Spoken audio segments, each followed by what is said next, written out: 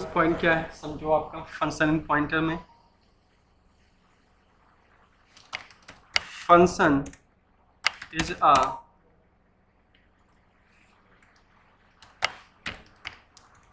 function is a set of block of code. Function is a set of block of code. It is used to perform a particular task. Function generally जो है एक set of block of code है जिसका काम है particular कोई task को perform करना। जैसे लास्ट में हमने पढ़ा था उस वाले में लिख रहा था कि मैं रीड लिख देता तो रीड फंक्शन कॉल कर लेता था, ठीक है, और अगर मैं लिख देता था आपका राइट तो राइट फंक्शन काम कर लेता। मतलब एक्चुअल में अगर मैं फंक्शन की बात करूं तो एक ब्लॉक ऑफ कोड है। ब्लॉक ऑफ कोड का मतलब अगर समझेंगे तो सपोज करो कि मैंने यहाँ लिखा ए, तो ए क्या है? वेरिएबल। ये क्या है? अगर मैं यहाँ पे वैल्यू दे दूं ए वेरिएबल है जिसकी वैल्यू क्या है 20। पाइथन में इसी तरह से लिखते हैं। यहाँ पे मैं क्या कहूँगा आपका ए इज अ वेरिएबल,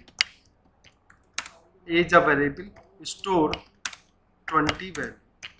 एक वेरिएबल है 20 वैल्यू जो है क्या कर रहा है? Store 20 value. लेकिन अगर मैं ए लिखूं और मैं यहाँ पे ब्रैकेट लगा दूं तो ये एक फंक्शन होगा और इसका कोड मैं इसके अंदर कहीं ना कहीं डिफाइन करूंगा।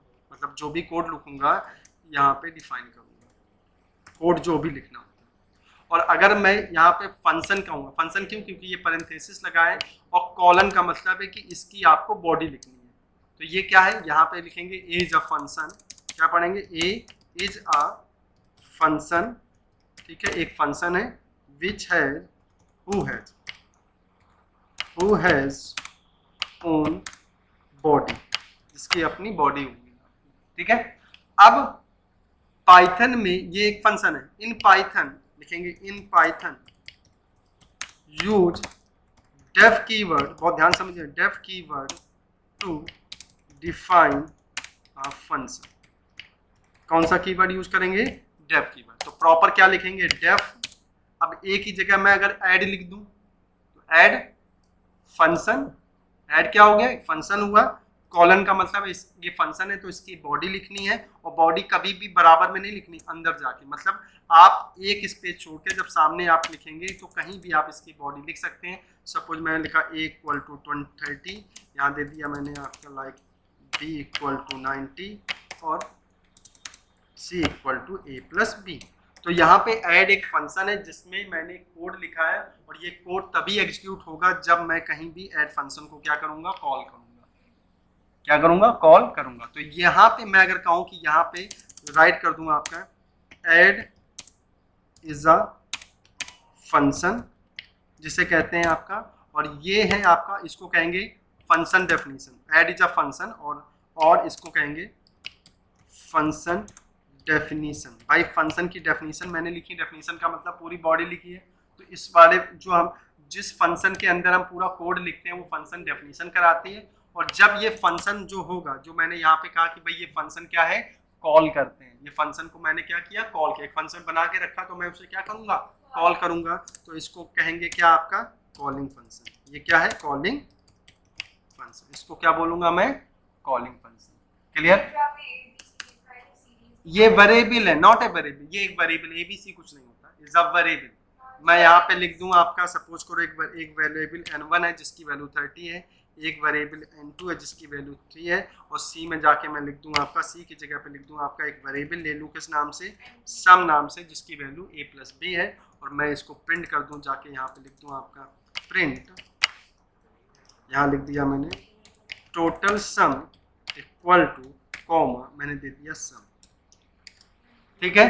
तो यहाँ पे क्या हुआ? एक ऐड नाम का फंक्शन है जिसके अंदर कोड लिखा, और ये फंक्शन तब तक अपनी बॉडी को कॉल नहीं करेगा जब तक ये कॉल नहीं किया जाएगा। इसको बाय प्रोग्राम समझाता हूँ, देखो समझ में आएगा।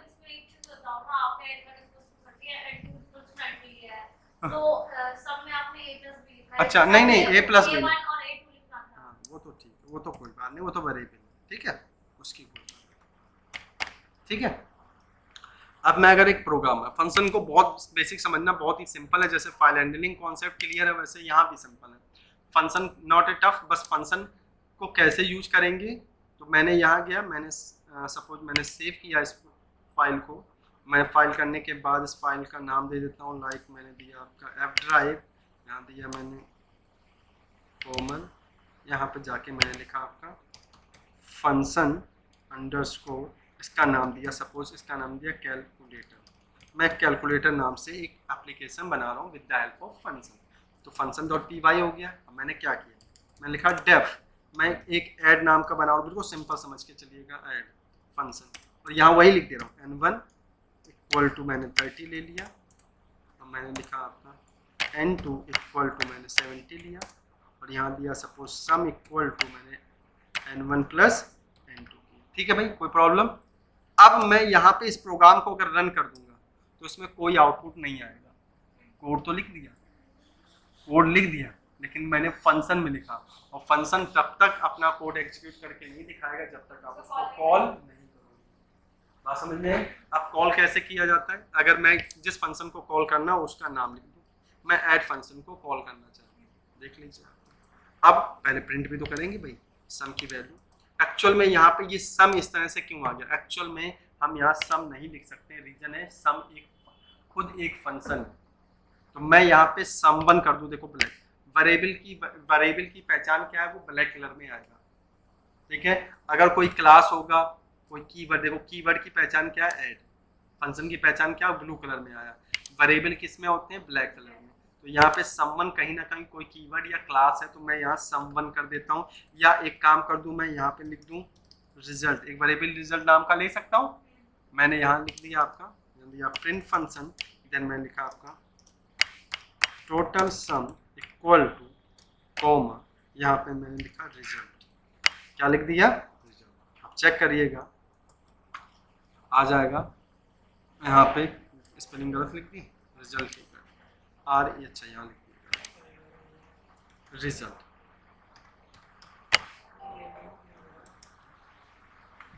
आया टोटल सम इक्वल टू 100, मतलब जब मैं फंक्शन को कॉल करूंगा तो फंक्शन कॉल होगा, और यहाँ पे मैं कमेंट लगा दूं तो ये कोड कभी भी कॉल नहीं होगा।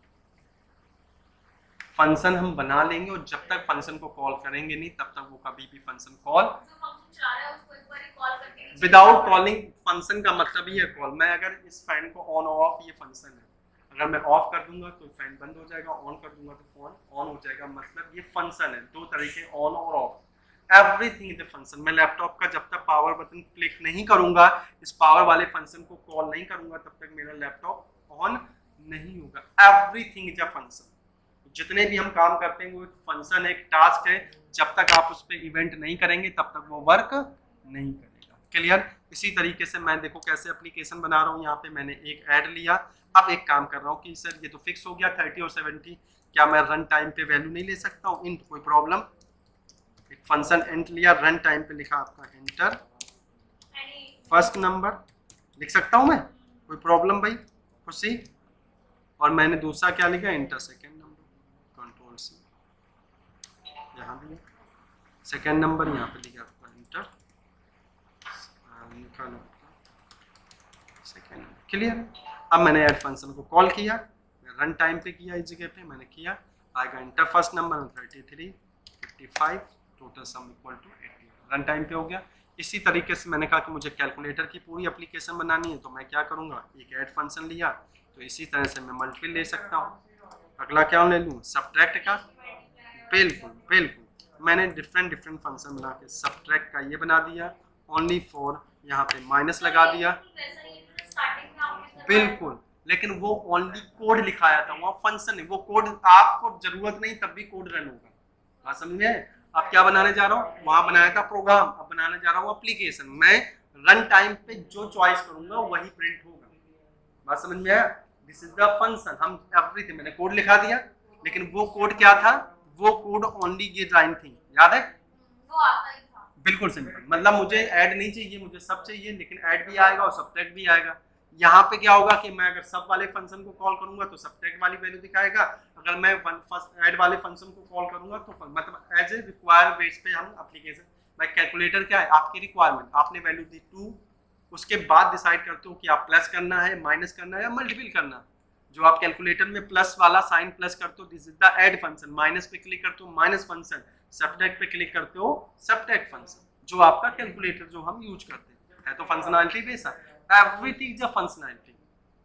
बात समझ में आ गई? तो मैंने यहाँ किया, सेम वही यूज किया, बस अपने लॉजिक को चेंज करते जाए। अगर मुझे रिजल्ट थोड़ा डिफरेंट चाहिए, मुझे चाहिए क्या, याद करो, यहाँ पे मैं क्या कर सकता हूँ, मैं यहाँ लिखूँ कर्ली ब्रेसेस, पहले प्लेस पे 0 वैल्यू माइनस कर्ली ब्रेसेस यहाँ 1 वैल्यू, और उसके बाद इक्वल टू यहाँ प्लेस होल्डर यहाँ 2 दे दूँ। जरा समझो, मैंने कुछ ऐसे दे दूँ,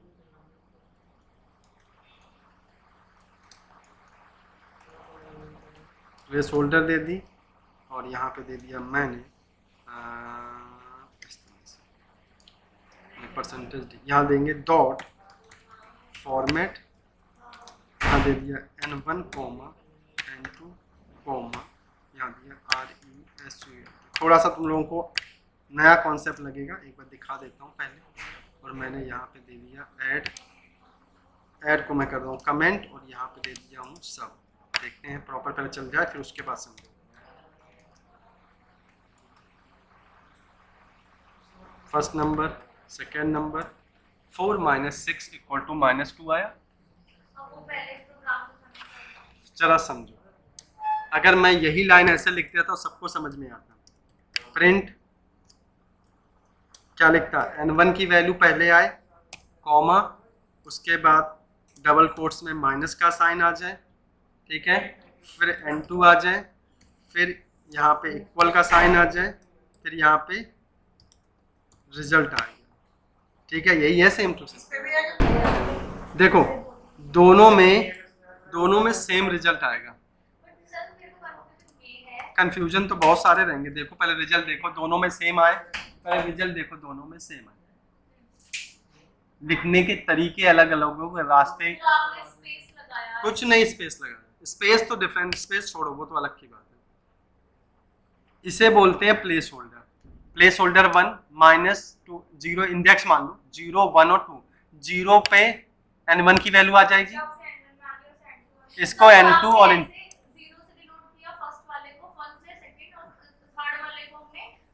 चंदी बात है, अगर मेमोरी में वैल्यू स्टोर होगी तो 0 1 और 2 में तो स्टोर होगी। 0 में n1 आ गया, 1 में क्या आ गया n2, और लास्ट वाले में 2 में क्या आएगा, रिजल्ट आ जाएगा। लेकिन प्रिंट करने का तरीका है डॉट फॉर्मेट, याद रखिएगा। मतलब प्रिंट करने के तरीके अभी तक मैं ये समझाया हूँ, समझाए, हमेशा ये समझा देता। एक ये भी तरीका है प्रिंट करने का, इसे कहते हैं फॉर्मेट स्पेसिफायर, ये कहते हैं फॉर्मेट। इसको हम इंडेक्स नहीं बोलेंगे, इसे बोलते हैं प्लेस होल्डर। अगर मैं स्क्वायर ब्रैकेट लगाता, अगर मैं क्या यूज करता, स्क्वायर ब्रैकेट, अगर मैं यहाँ पे यूज जो करता, इस जगह पे ये वाला सिंटेक्स यूज कर देता, ये स्क्वायर ब्रैकेट, तो ये होते हैं क्या, इंडेक्स। जैसे एरे में इंडेक्स वाला वर्ड यूज करता हूँ। लेकिन अगर मैं यहाँ पे बोल देता हूँ कर्ली ब्रेसेस, अगर मैं लगा देता हूँ, तो इसके बोलते हैं प्लेस होल्डर। क्या बोलेंगे, प्लेस होल्डर। पहला प्लेस होल्डर कहलाता है। 0 इंडेक्स का प्लेस होल्डर, 0 1 का प्लेस होल्डर, मतलब पोजीशन ऑफ मेमोरी। ठीक है, तो यहाँ पे क्या है, याद करिएगा, ये जो हमारे प्लेस होल्डर हैं, ये प्लेस होल्डर जो हैं 0 इस पे डिपेंड करते हैं। मतलब यहाँ पे क्या हो, 0 1 और 2, अगर मैंने n1 लिया तो n1 की वैल्यू कहाँ आएगी, 0 वाले प्लेस होल्डर पे शो होगी, n2 की वैल्यू 1 प्लेस होल्डर पे, और रिजल्ट की वैल्यू सेकेंड प्लेस होल्डर पे, और प्रिंट डॉट करके करा जाएगा। यहाँ पे कॉमा लगाया जाता है, जबकि यहाँ पे क्या लगा जाएगा, आपका डॉट लगा। समझ में आई? इस तरीके से dot format n1 n2 result, और इस तरह दोनों तरीके से प्रिंट कर सकते हैं। बिल्कुल, आपका एक रास्ता और है, मतलब 3 तरीके हैं। एक मैं फिर लिखता हूँ प्रिंट, फिर देखो कैसा है प्रिंट। यहाँ पे लिखूँ %d, सी वाला कौन सा, -%d = %d, और यहाँ पे मैं n1 n2 n3, sorry result,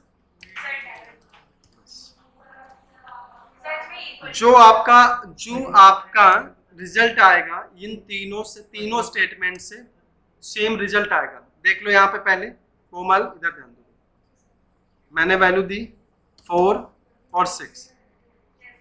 जरा देखो 3 स्टेटमेंट बता रहा हूँ, पहली स्टेटमेंट सेकंड, तीनों से सेम रिजल्ट आएगा, आउटपुट आएगा, लेकिन तीनों स्टेटमेंट के लिखने के तरीके क्या है?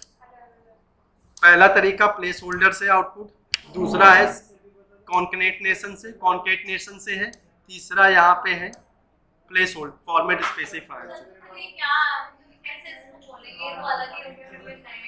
मैंने कहा ना ये उन लोगों को समझ में आएगा जिन्होंने सी पढ़ी, सी वाले बंदों का है, जो सी से अपने आप को पाइथन पे कॉन्फिडेंट करते हैं भाई मुझे सी आती सर में पाइथन में कैसे, तो उन्होंने सबने पढ़ रखा है कि परसेंटेज डी का मतलब होता है इंटीजर वैल्यू, परसेंटेज डी का मतलब इंटीजर वैल्यू, लिखते हुए वैल्यू 1 2 3 ऐसे करते हैं। तो यहाँ पे n1 की वैल्यू पहले यहाँ आएगी, n1 कैसी है इंटीजर, अगर मैं फ्लोट लेता तो यहाँ f लिख देता, फ्लोट लेता क्या लिखता f, इसके सामने परसेंटेज के सामने यहाँ पे percentage d minus percentage equal to percentage d, तो n1 की वैल्यू यहाँ माइनस n2 की वैल्यू यहाँ और रिजल्ट की वैल्यू इसमें। सर तो उसके बाद परसेंटेज मिलेगा है, परसेंटेज नहीं है, कहाँ पे परसेंटेज, ये परसेंटेज नहीं है, ये यहाँ पे सिंटैक्स है, यहाँ पे हम कॉमा नहीं लगा सकते, ये सिंटैक्स है कि आपको परसेंटेज साइन के साथ ये वैल्यू देनी होती है, ये सिंटैक्स है। इनमें से जो आपको बेटर लगे, आप पहला भी सही है दूसरा भी सही है, आने चाहिए तो सीखो, अब सिखा तो अभी सीखो ना। परसेंटेज डी का मतलब होता है क्या, और अगर फ्लोटिंग होगा तो f minus f equal to f, बस। और सर ये हमने माइनस उसमें लिया है सब वाले में, सब वाले में, ओके ये माइनस उसमें लिया है ना डबल फॉर्म, हां ये वाला, इतनी सी दिमाग में रखने वाली चीज है। हाँ मेरे में से जो आप मैं तरीका समझा सकता हूँ, प्लेस होल्डर बहुत ही चाहिए, बहुत फॉर्मेट लगता है, n1 n2 रिजल्ट, पहले 0 -1 लगाते चले जाइए, दूसरा मैं करा के दिखाता हूँ जैसे मल्टीपल वाला, देख और सर अगर इसको ऐसे ही छोड़ दें, यहां पर रिजल्ट तक भी छोड़ दें तब भी दिखाएगा, वो तो दिखाएगा ना, कैसे दिखाए। अब जैसे मैं मल्टीपल वाला कर रहा हूँ, कौन सा कर रहा हूँ, मल्टीपल,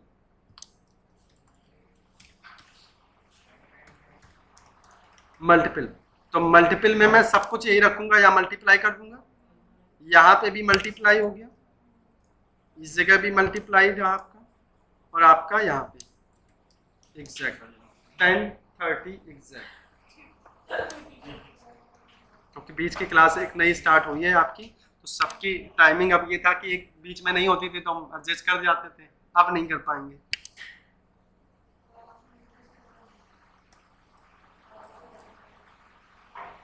फर्स्ट नंबर, अच्छा ये अब मैं यहाँ पे क्या कर दूं, देखो तीनों को कैसे कर दूं, पहले तो मल्टीपल दिखा दूं, मैं मल्टीपल वाली वो भी ऐसे ही होगा ना, बिल्कुल बिल्कुल आ गया। अब मैं करूंगा क्या, अब मैं जो करूंगा आपको, अब मैं जब करूंगा इसमें तो हम यहाँ पे क्या यूज कर देंगे, आपका स्विच केस, आपका स्विच केस याद, वो चॉइस मेनू तैयार कर दूंगा मैं यहाँ पे। अच्छा आ गया भाई, ठीक है ठीक है, क्लास के बाद बात करते हैं। अब मैं चलाऊंगा कैसे, अगर ये कैलकुलेटर की टाइप में सोचता तो मैं पता कैसे बनाऊंगा, वही प्रिंट, याद करो मैं लिखा प्रिंट मेनू कुछ इस तरीके से, लाइक उसके बाद प्रिंट 1 फॉर ऐड, बिल्कुल 1 for add /n, 2 for subtract /n, 3 for multiple, कुछ इस तरीके से। और उसके बाद मैं लिखता चॉइस के लिए, यहाँ लिखा प्रिंट, यहाँ लिख देता ch इक्वल टू इंट, यहाँ लिखता input, then enter your choice colon this, यहाँ लिखते आपका इंटर चॉइस आ गया। इफ अगर इफ ch में चॉइस देता इक्वल टू 1 तो कौन सा फंक्शन कॉल करता, ऐड, इस तरीके से होता है, बस सिंपल, कोड ही नहीं लिखना। इफ ch इक्वल टू 2 तो यहाँ पे सब फंक्शन कॉल करना है, और इफ CH इक्वल टू 3 तो यहाँ पे मल्टीपल। अब मुझे कहीं भी कोड लिखने की जरूरत नहीं है, मैंने एक बार फंक्शन बना दिया था। जब आपने चॉइस 1 किया तो कौन सा फंक्शन कॉल करेगा, ऐड वाला। जब चॉइस 2 लूंगा तो कौन सा कॉल करेगा, सब। और चॉइस 3 लूंगा तो ये। और इसको मैंने किसके अंदर कर दिया, आपका पूरे कोड को मैंने लिख दिया किसके अंदर, वाइल लूप के अंदर। याद है, वाइल में लिख दिया 1, ट्रू कंडीशन कर दी, और इसके बाद इस सारे कोड को किसके अंदर रख दिया मैंने, वाइल लूप के अंदर। इससे क्या होगा, लूप चलता रहेगा। 1 by 1 वन। करके चलेगा। बिल्कुल, आप जरा देखते जाओ। मैंने इंटर कराया, यहाँ पे आया, देखो मेनू आ जाएगा, इंटर चॉइस मैंने दिया 1, फर्स्ट नंबर सेकंड नंबर आ जाएगा। फिर नीचे मेनू आ गई, मैंने कहा 2 6 8, सब्ट्रैक्ट आ गया। फिर मेनू आ गई, क्या करना चाहे मैंने 3, मल्टीपल आ गया है। तो हर बार आपको प्रोग्राम को अगेन अगेन रन करना पड़ेगा। वाइल का मतलब है आप इस प्रोग्राम से तब तक बाहर नहीं जा सकते हैं जब तक आप यहाँ से क्लोज नहीं करें। मतलब अलग अलग आप पूरी एप्लीकेशन मतलब वो एक बार परफॉर्म होएगा सब। लेकिन इसमें क्या हुआ, लूप लगाने का मतलब है वाइल लूप ट्रू हो गया। ट्रू का मतलब अब कोड ऐसे ही चलता रहेगा जितने बार। जब आप लेकिन हमारे पास 3 ही चॉइस है जैसे, है ना, तो वाइल में लगा दिया तो 3 के बाद भी रन करेगा या 3 के बाद बंद हो जाएगा। 3 के, उससे क्या मतलब है, अब ये तो लूप चल रहा है, आपने फिर अगेन आपने 1 कर दिया, फिर 1 के लिए मतलब आप जितने बार चाहें प्लस कर सकते हैं, जितने बार चाहें आप सब्ट्रैक्ट कर सकते हैं, जितने बार चाहें आप मल्टीपल। ये कोड, ये एप्लीकेशन तब तक चलती रहेगी जब तक आप इस एप्लीकेशन को क्लोज नहीं कर देंगे। यहाँ से क्लोज कर देंगे, do you want to close, okay, तब काम करेगा। हाँ, सारा कुछ दिखाएगा, ऐड कर सकते हैं। अब ये फंक्शन पढ़ा, ये क्या है एक्चुअल में फंक्शन। समझ में आ गए फंक्शन जो उसमें लिखे थे, जो कल पढ़ा रहे थे फाइल हैंडलिंग में, तो वो फंक्शन थे। और अलग अलग टाइप के अलग अलग तरीके से फंक्शन, आप यहाँ पे सब चल सकते हो, मल्टीपल निकाल सकते हो, डिवीजन निकाल सकते हो, रिमाइंडर निकाल सकते हो, आपका स्क्वायर रूट निकाल सकते हो, सारे कुछ कर सकते हो। अगर आपको क्या निकालना है, पावर निकालना है, आपको पावर का मैं बता दूं कि अगर पावर निकालना है तो पावर के लिए बस लिख रहा हूँ, बनाना आप लोगों का है। मैंने कहा डेफ, मुझे पावर निकालना, तो यहाँ पे देखो पावर का क्या मतलब होता है, यहाँ से ले लूँ, यहाँ पे देखो लगा दे रहा हूँ, बनाएंगे आप लोग। आपका मैंने यहाँ लिखा POWER, पावर फंक्शन कॉलन, मुझे पावर निकालनी है 2 नंबर्स की। तो पावर का मतलब 2 की पावर 3 या कुछ करते हो। आपका पावर क्या होता है कि यहाँ से यहाँ पे अगर देखो, यहाँ मैंने यहाँ पे देखना दोनों का मतलब, हाँ हाँ, यहाँ पे क्या लगा देंगे, एक स्टिक का मतलब मल्टीप्लाई, और 2 स्टिक साइन, 2 मल्टीपल साइन का मतलब है पावर। और यहाँ पे दे दूँ आपका प्रिंट, यहाँ पे ध्यान रखिएगा मैंने लिखा प्रिंट,